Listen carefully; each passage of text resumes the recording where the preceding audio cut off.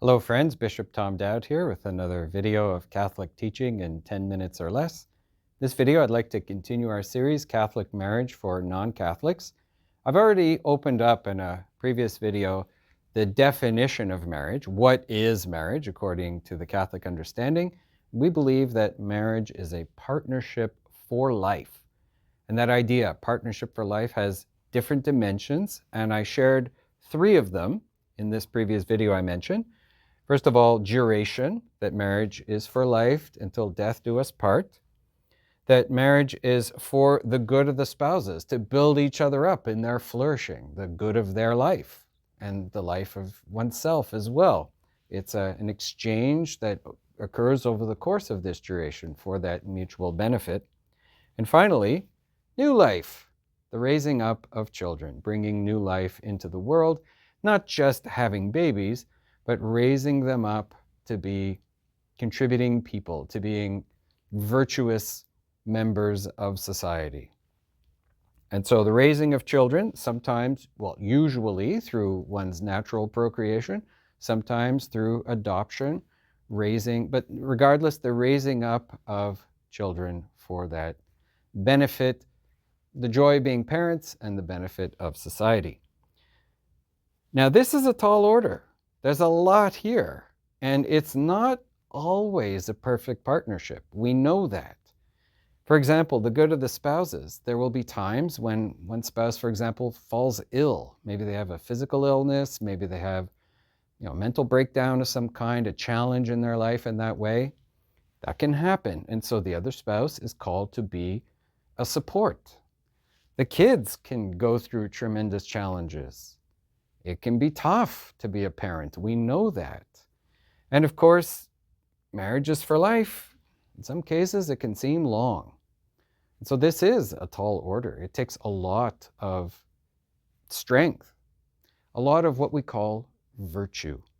Virtue is a kind of moral strength, a kind of commitment in one's heart to doing good, to being good, and having the capacity to be that way, not just because we want to be, it's a good start, but because we actually have the strength to do it. So what are these virtues that we need to be able to live out this plan? Well, these are 3 virtues.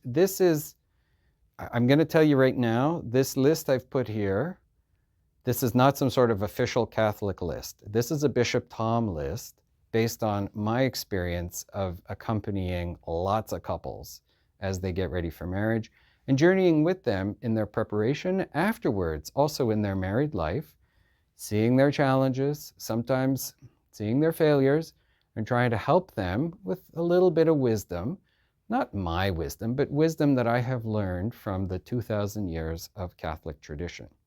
So what are these basic virtues that are helpful to be able to live this plan of life? I think key virtues for success in marriage are patience, generosity, and gratitude. These are qualities of someone's personality, which when they are present and when they are strong and stable, they contribute enormously to the success of marriage.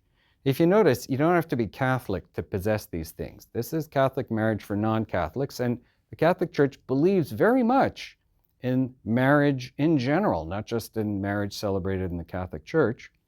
We know there are a lot of different cultural perspectives on marriage, but regardless, these virtues, you don't have to be Catholic to recognize their value. Now, I'm not saying there's like a one-to-one correspondence, that patience is for number 1, generosity is for number 2. No, the whole package is useful for the whole package of the definition of marriage as a partnership for life. Now, look at these. Until death do us part. Patience is a virtue that allows us to endure. Until death does us part, not knowing what the future holds means we're going to want to endure. And patience allows us to sit in the moment, even if the moment is long. The good of the spouses. Well, if your spouse is struggling and you're being called in their struggle to be their support, Well, it demands a certain generosity. We have to give up part of ourselves to help the other person, right? Gratitude, I think, is an extremely important virtue, and it's actually a very spiritual virtue. The Catholic Church believes that gratitude is actually a virtue that opens us up to God. When we recognize how blessed we are, that recognition of blessing, which is expressed in things as simple as just saying thank you, well, we say thank you to others, but it's about having a general attitude of gratitude in our lives that will permeate all aspects of our relationships. And that is huge. And it's extremely important to bring that kind of atmosphere of personality into something as intimate as our family relationship with our spouse and with our kids. That's huge. I mean, parents, isn't it true? One of the first things you teach your kids is to say thank you, please, and thank you. Why? Because you want them to develop that attitude of gratitude. If they don't have it, isn't it true that family life becomes more difficult? I mean, think about this plan of life, the partnership for life. Think about it, and then think of what would happen if these virtues weren't there, or if they were replaced by their opposite. Consider the person you may be considering marrying. Are they a patient person, or are they characterized by impatience? You know, they get annoyed really easily, fly off the handle perhaps, have, sharp words, rather than being able to sit in the moment and to endure even times when maybe they're getting frustrated. If they have no ability to handle frustration at all, wow, that's going to be a challenge. It's going to be a real challenge within any relationship. And for you, with your spouse, for your kids as well. Generosity. I've met people who think that others who exhibit generosity are suckers. That, you got to think of number one, we're all in this for ourselves.